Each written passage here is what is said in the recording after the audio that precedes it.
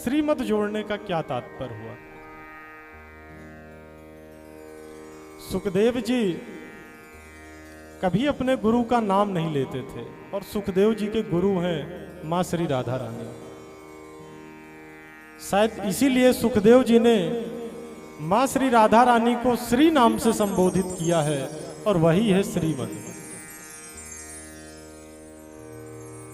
भक्त को कभी अपने गुरु का नाम नहीं लेना चाहिए। सुखदेव जी ने हमें ये वहीं पे अंकित किया। दूसरा तात्पर्य यह था कि सुखदेव जी को परीक्षित जी को कथा सुनानी थी 7 दिन में। कदाचित सुखदेव जी के नाम से राधा नाम निकल जाता तो वो समाधि में चले जाते, और कब तक की समाधि में जाते ये उनको भी नहीं पता था। शायद इसलिए भी उन्होंने श्रीमद् भागवत कथा में कहीं राधा नाम नहीं लिया। अब श्रीमद् भागवत कथा की शुरुआत निगम कल्प तरोर गलितम फलम सुख मुखाद्रव संयुतम पिबत भागवतम रसमाल्यम मुहुरहो भुवि रसिका भुवि भावुक। निगम निगम कल्प रूपी वृक्ष का वह सार है भागवत। जिस प्रकार फल वृक्ष का सार होता है, उसी प्रकार श्रीमद् भागवत कथा अनेक वेदों की सार है। व्यास जी ने कहा नारायण जी से कि प्रभु, मैं अनेक वेदों, उपनिषदों और पुराणों की रचना किया हूं और श्रीमद् भागवत इन्हीं से मिलके बना है। फिर श्रीमद् भागवत की हमें क्या आवश्यकता है। नारायण जी ने कहा, वेदव्यास जी, वृक्ष कितना भी बड़ा हो पर जो मिठास है वो उसके फल में होती है। उसी तरह है श्रीमद् भागवत कथा। हमारा जो परम तत्व है वो है श्रीमद् भागवत कथा। आगे कहा गया है गलितम फलम। गलितम फलम का तात्पर्य है पका हुआ फल। अब पका हुआ फल तो हमारे पास सीधे आएगा नहीं, आएगा तो फूट जाएगा। फिर ये आया कैसे? इसके लिए सबसे पहले नारायण जी ने ब्रह्मा जी को दिया है ज्ञान, ब्रह्मा जी ने नारद जी को दिया है, नारद जी ने व्यास जी को बताया है, व्यास जी सुखदेव जी को दिए हैं और फिर सुखदेव जी ने परीक्षित जी को सुनाया। अब गलितम फलम के बाद कहा गया है पिबत भागवतम रसमाल्यम। यहां पे एक आश्चर्यजनक बात है। फल भी कहा है और पीने के लिए भी कहा है। फल को तो हम पीते नहीं हैं, उसको तो हम खाते हैं। पीने को क्यों कहा गया है? क्योंकि ये ऐसा फल है जिसमें ना तो छिलका है ना तो गुठली है, और जब छिलका और गुठली दोनों नहीं है तो हम उसका रस स्वादन के लिए उसे पिएंगे। आगे कहा है मुंह रहो रसिका भुवि भावुका। इसका मतलब क्या है? बार बार पियो, एक बार नहीं बार बार। कोई एक बार कथा को सुना और उसे तृप्ति हो गई तो इसका मतलब है कि वो कथा नहीं सुना है। क्यों? सौनकादिक ऋषि कहते हैं, हे प्रभु, एक बार कथा सुन के अगर कोई तृप्त हो जाए तो वो सुना ही क्या है। वो जितनी बार कथा को श्रवण करेगा उतनी बार उसे कुछ ना कुछ उसमें समझ में आएगा। और सौनकादिक ऋषि कहते हैं कि हमें नित्य प्रति इसका श्रवण करना चाहिए। 3 बार ना हो सके तो 1 बार तो करना ही चाहिए। जितना समय मिले उतना ही करना चाहिए। अब ये परम तत्व है क्या? इसके लिए हमारे संतों ने, हमारे उपनिषदों ने बताया है कि परम तत्व है क्या। अच्छा, हम पहले किसी के बारे में जानेंगे, जानने के बाद हमें उसके रस स्वादन करने की इच्छा होती है। जिस प्रकार सबसे पहले हम रसगुल्ले के बारे में जानेंगे तब तो उसे खाने की इच्छा होगी, और खाएंगे तब हमें उसका स्वाद पता चलेगा। उसी तरह श्रीमद् भागवत कथा परम तत्व की प्राप्ति के लिए उन्होंने बताया है कैसे काम कैसे करते हैं। क्या कहा था? सच्चिदानंद रूपाय विश्वोत्पत्त्यादि हेतवे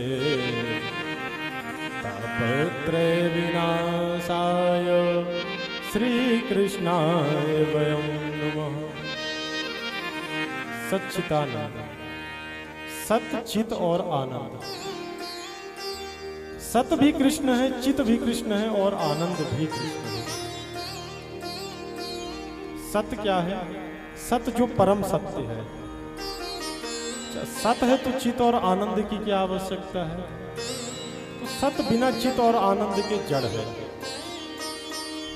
जिस प्रकार माइक हो लाइट ना हो तो माइक का कोई मतलब नहीं है, उसी प्रकार से सत बिना चित के नहीं हो सकता है। ठीक है, सत और चित दोनों है, माइक और लाइट दोनों आ गए। अब आनंद की आवश्यकता है। आनंद के लिए कौन है? माइक है, लाइट है, अगर वक्ता ही ना हो तो इस माइक और लाइट का कोई मतलब नहीं। वही है आनंद। आनंद का अर्थ होता है आत्मा का बोध, हमारी आत्मा का ज्ञान। हम यहाँ एसी रूम में आराम कर रहे हैं, ये हमारा आनंद नहीं है। हो सकता है ये किसी एक व्यक्ति का आनंद हो, कोई बाहर धूप में खड़े होकर अपना काम कर रहा, उसके लिए वो आनंद है। तो इसका मतलब तो ये हुआ कि आनंद कोई एक चीज तो नहीं है, सिर्फ और सिर्फ ये है आत्मा का बोध और आत्मा का ज्ञान, यही है आनंद। इसके बाद करते क्या हैं? तो कहा कि विश्वोत्पत्त्यादि हेतवे, विश्व की उत्पत्ति लालन पालन करते हैं। विश्वोत्पत्त्यादि, यहां आदि शब्द जोड़ा गया है, और इस आदि शब्द का मतलब है कि विश्व का पालन लय करते हैं, इसके अलावा भी कुछ करते हैं। तो क्या करते हैं? उसका विनाश। विश्वोत्पत्त्यादि हेतवे, जिस प्रकार से हमारी इच्छा है, पुत्र का जन्म हुआ, पुत्र लायक हुआ, इसके बाद हमारा लोभ बढ़ता है कि वो हमारी सेवा करेगा। तत्पश्चात उसकी मृत्यु होती है तो हमें दुख होता है। प्रभु को ऐसा कुछ नहीं है। प्रभु को उत्पत्ति पे भी कोई हर्षोल्लास नहीं है और मरण में भी कोई उन्हें दुख हर्षोल्लास नहीं है। क्यों? प्रभु ने गीता में कहा है, हे अर्जुन, इस पृथ्वी में जो जन्म लिया है वो मरेगा, सिर्फ आत्मा अमर है, शरीर नश्वर है। यहीं से एक प्रसंग याद आता है। आज प्रभु श्री हनुमान जी का जन्मोत्सव, कुछ लोग इसे हनुमान जयंती भी कहते हैं, उनका अपना मत है, लेकिन जयंती कहना नहीं चाहिए। क्यों? क्योंकि प्रभु ने कहा है कि 8 चिरंजीवी हैं, और 8 चिरंजीवी जो हैं वो अजर अमर हैं। कौन कौन से हैं? अश्वत्थामा बलिर्व्यासो हनुमानश्च विभीषण कृपः परशुरामश्च सप्ते चिरजीवितः। 7 चिरंजीवी, अश्वत्थामा, बलि, व्यास, हनुमान, विभीषण, कृपाचार्य और परशुराम जी। कृपाचार्य जी कौन है? कृपाचार्य जी अश्वत्थामा जी के मामा। हनुमान जी, हनुमान का क्या अर्थ है? हनुमान 2 शब्दों से मिलकर बना है, पहला हनु, दूसरा मान। हनु का अर्थ होता है हनन करना, और मान का अर्थ होता है अहंकार, अर्थात जो हमारे अहंकार का हनन करते हैं वो है हनुमान। दूसरे शब्दों में हनुमान में संस्कृत शब्द हनु, और हनु का अर्थ होता है टेढ़ा मेढ़ा। हनुमान जी का मुख थोड़ा टेढ़ा है और शायद इसलिए भी उनका नाम हनुमान है। इसके बाद तापत्रे विनाशाय श्री कृष्णाय वयम नमः। तापत्रे मतलब जो तीनों प्रकार के तापों का हरण करते हैं। तीन ताप कौन कौन से हैं? दैहिक दैविक भौतिक तापा। दैहिक दैविक भौतिक तापा। दैहिक दैविक भौतिक तापा। राम राज काहू नहीं व्यापा। राम राज नाहू नहीं व्यापा। दैहिक दैविक भौतिक तापा।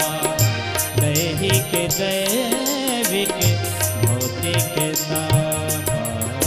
तीन ताप हैं, दैहिक दैविक और भौतिक। इसके बाद कबीर दास जी कहते हैं, कोई तन दुखी कोई मन दुखी, कोई धन बिन रहत उदास।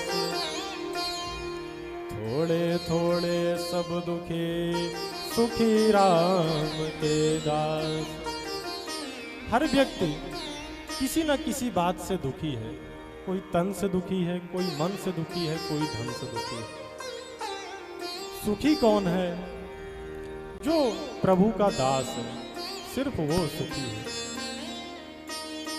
और लास्ट में श्री कृष्णाय वयम कहा गया है। यहाँ पर सत्य स्वरूप श्री प्रभु कृष्ण जी को नमन किया गया है। अब पूज्य महाराज श्री आ गए हैं, हम सब रसोस्वादन करेंगे श्रीमद् भागवत कथा। ये हमारा परम सौभाग्य है कि माँ श्री राधा रानी के चरणों में बैठ के महाराज श्री के सानिध्य में कुछ बोलने का सुअवसर प्राप्त हुआ।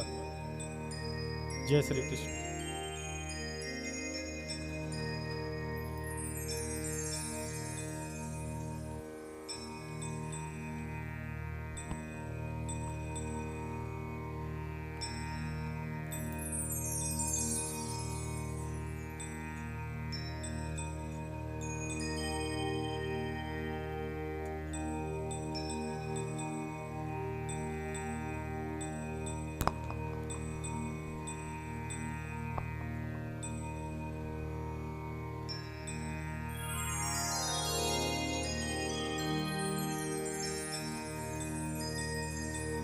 ओ